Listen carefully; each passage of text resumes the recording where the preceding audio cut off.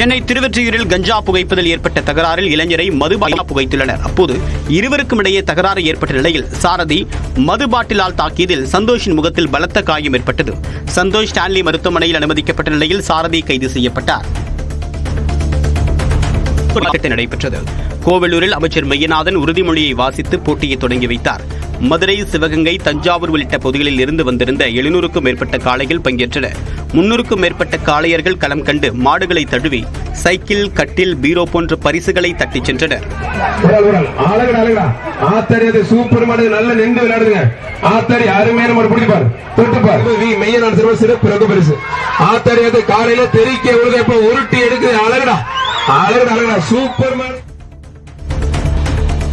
உத்தரப்பிரதேச மாநிலம் பிரயாக்ராஜில் குவிந்து வரக்கூடிய சைபீரிய பறவைகள் சுற்றுலா பயணிகளை கவர்ந்துள்ளன.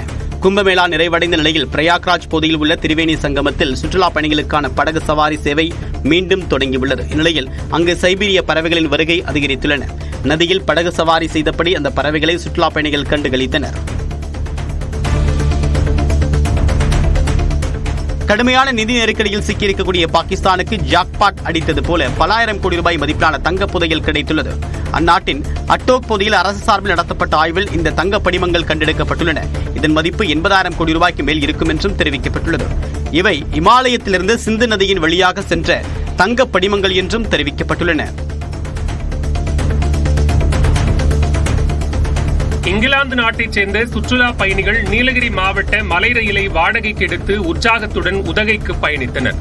28 பயணிகள் குன்னூர் ரயில் நிலையத்திலிருந்து உதகை வரை மலை ரயிலில் சென்றனர். இதற்கு 6 லட்சம் ரூபாயை வாடகையாக ரயில்வே துறைக்கு செலுத்தியதாக கூறப்படுகிறது.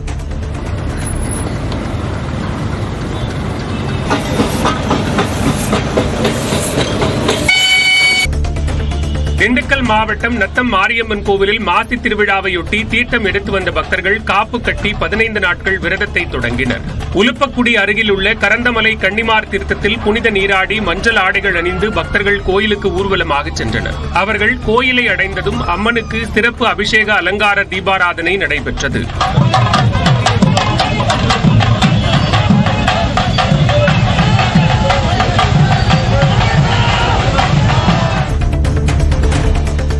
தூத்துக்குடி மாவட்டம் குலசேகரப்பட்டினம் அருகே சூலாயுதத்தால் கோயில் பூட்டை உடைத்து பணம் திருடிய நபரை காவல்துறையினர் தேடி வருகின்றனர்.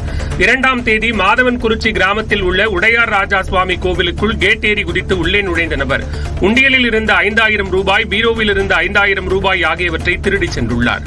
இது தொடர்பாக சிசிடிவி காட்சிகளின் அடிப்படையில் காவல்துறையினர் விசாரணை நடத்தி வருகின்றனர்.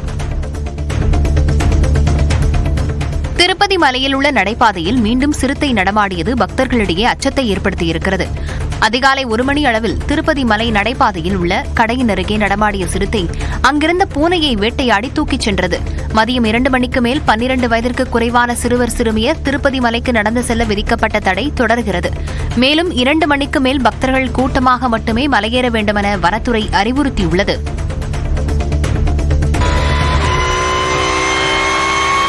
நடிகர் அஜித்குமார் கார் ரேசிங்கின் போது அதிவேகத்தில் சென்ற காட்சியை ரசிகர்கள் அதிகம் பகிர்ந்து வருகின்றனர். அஜித்தின் கார் ரேசிங் வீடியோக்கள் சமீப காலமாக ரசிகர்களை வெகுவாக கவர்ந்துள்ளன. பந்தயத்தின் போது மணிக்கு 270 கிலோமீட்டர் வேகத்தில் காரை இயக்கி தனது முந்தைய சாதனையை முறியடித்துள்ளார் அஜித். இந்த வீடியோவை பார்த்து அசந்து போன ரசிகர்கள் ஸ்பீட் என்றாலே அஜித் தான் என்று கூறி பகிர்ந்து வருகின்றனர்.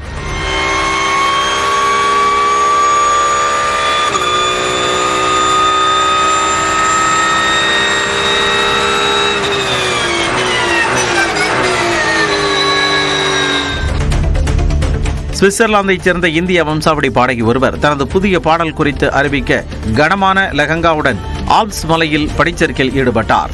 பாம்பே மாமி என அழைக்கப்படும் இவர் தனது புதிய பாடலான ஃபயர் இன் டெல்லி பாடலை வெளியிட்டுள்ளார். இதுகுறித்து வித்தியாசமாக அறிவிப்பதற்காக லெஹங்காவுடன் அவர் பனிச்சேர்க்கையில் ஈடுபட்டார். இந்த வீடியோவை பலர் பகிர்ந்துள்ளனர்.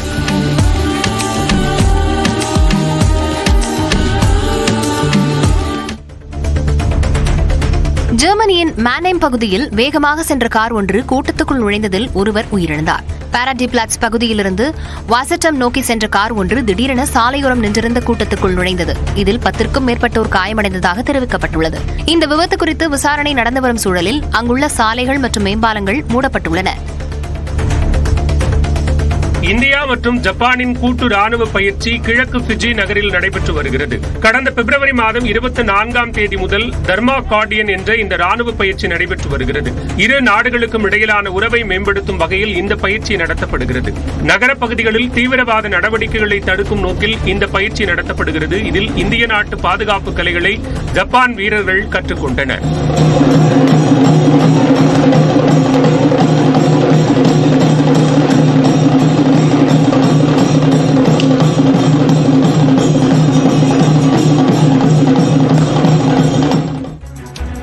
தற்போது பாஜகவுடைய முக்கிய நிர்வாகி திரு கரு நாகராஜன் முன்னிலைகிறார். சார் வணக்கம்.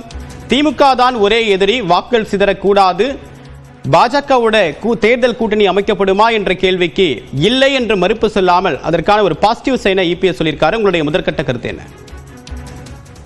திமுக தமிழ்நாட்டில் ஆட்சியிலிருந்து அகற்றப்பட வேண்டும் என்பது மக்களுடைய ஆசை, மக்களுடைய எண்ணம். இன்றைக்கு எங்கு பார்த்தாலும் படுகொலை, கஞ்சா, போதைப் பொருள் கடத்தல், தினசரி செயின் பறிப்பு சம்பவங்கள், இப்படி மக்கள் அப்படியே அழுத்துட்டாங்க. பள்ளி குழந்தைகள்ல இருந்து பெரியவங்க வரைக்கும் பெண்கள் நடமாட முடியாத அளவுக்கு, தனியா செல்ல முடியாத அளவுக்கு ஒரு பாதுகாப்பற்ற நிலை இன்றைக்கு தமிழகத்துல உருவாகி இருக்கிறது. நம்ம எல்லாருமே உணர்ந்து கொள்ளணும். அது யாரும் இல்ல அரசியலுக்கு பேசுறாங்க அப்படிலாம் நம்ம பேச முடியாது. இப்படி இருக்கிற நிலையில திமுகவை அகற்றப்பட வேண்டும் என்பதுதான் எல்லாருடைய நோக்கமும். எங்கள் தலைவர் நிச்சயமாக திமுகவை அகற்றுவதற்கு, போராடுவதற்கு தான் அவர் தயாராகிட்டு இருக்காங்க. திமுகவினுடைய அவலங்களை எடுத்து தினசரி சொல்லிக்கிட்டு இருக்காங்க. அந்த அடிப்படையில நாங்க திமுகவை அகற்றுவதற்கு பாஜக, தேசிய ஜனநாயக கூட்டணி அரும்பாடுபடும் என்பதுதான் எங்களுடைய கருத்து. அதைத்தான் இப்போது நான் சொல்ல முடியும். மற்ற கருத்துக்களை தலைவர் நாளைக்கு பத்திரிகையாளர் சந்திப்பில் இருக்காரு, அவர் சொல்லுவார். உங்களுடைய கருத்துக்களுக்கு மிக்க நன்றி திரு நாகராஜன்.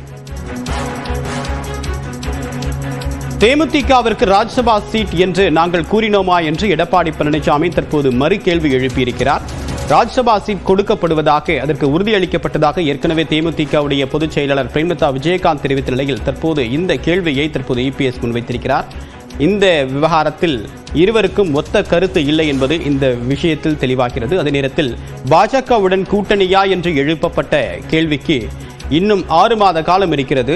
அதே நிலையில் திமுக தான் எங்களுடைய ஒரே எதிரி, வாக்குகள் சிதறிவிடக் கூடாது என்ற காரணத்திற்காக தாங்கள் தேர்தலுக்கு தயாராகி வருவதாக இபிஎஸ் தெரிவித்திருக்கிறார். அந்த காட்சிகளை நேரலையில் பார்த்தோம்.